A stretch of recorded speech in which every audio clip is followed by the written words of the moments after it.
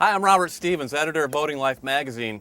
This is day 3 of our annual boat test here on Lake Wawasee in northern Indiana. Today we've had a full test day. One of the boats we started with is this new Vector 2290. What it is, it's a crossover boat. It's a deck boat and a fishing boat.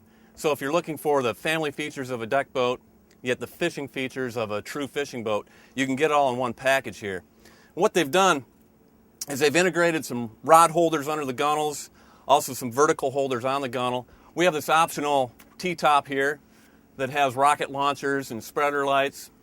And it has a live well aft and a live well forward.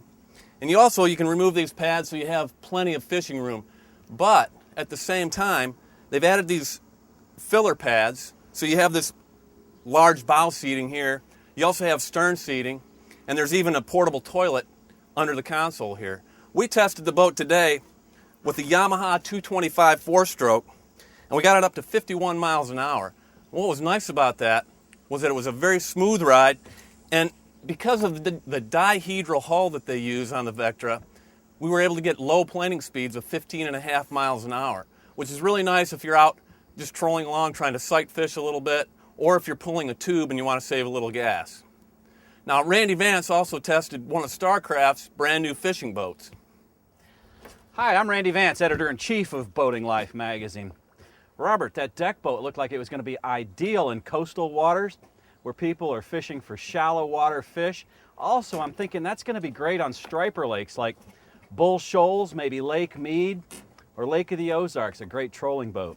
Right now, I'm in the Super Fisherman 170. It's equipped with an Evinrude 90 E-Tech outboard. It's a very quiet 2-stroke direct injection outboard and extremely fuel efficient. Nice thing about the way this boat is set up is it can be converted from some hardcore fishability to some hardcore sports fun. We like this optional wakeboard tower here that gets the rope up and gives you an ideal tow point for pulling tubes and wakeboards and skis. You can also convert the front deck area here so that you've got bow seating, or you've got a really large, wide open casting deck for bass fishing or something like that.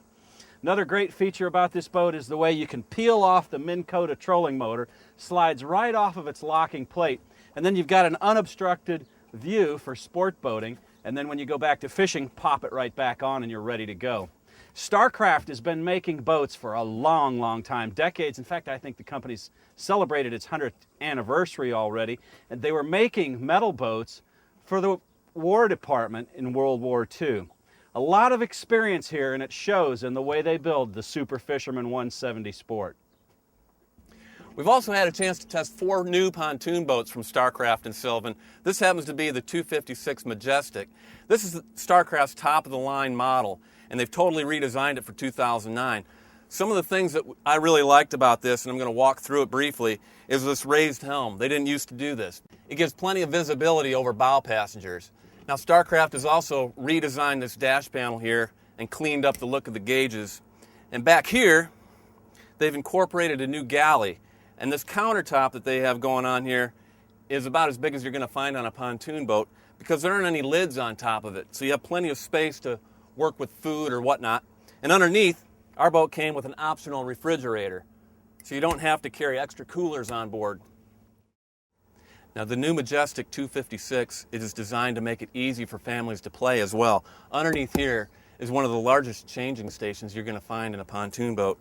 And back here is an entry or exit gate to a little platform that will allow you to sit down and prep, get down in the water, take a swim. We like the wide steps on here, and it also makes it easier to get back into the boat.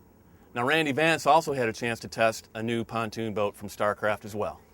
Now, Starcraft's 246 Starfish is a great example of a luxurious, roomy pontoon boat that comes in at a great price. Now, a fishing package is a popular package on a pontoon. With the big wide deck, you have plenty of room to move around and cast. This boat has 4 casting seats, and another nice thing, you can see that the gate here is open at the bottom, which means that you can fit an electric trolling motor underneath so you can move along. Now I want to step over here to the other 246 and show you the same boat set up for luxury cruising. This also is the 246. Take a look at the great lounges that you have on board here. You got 1, 2, 3.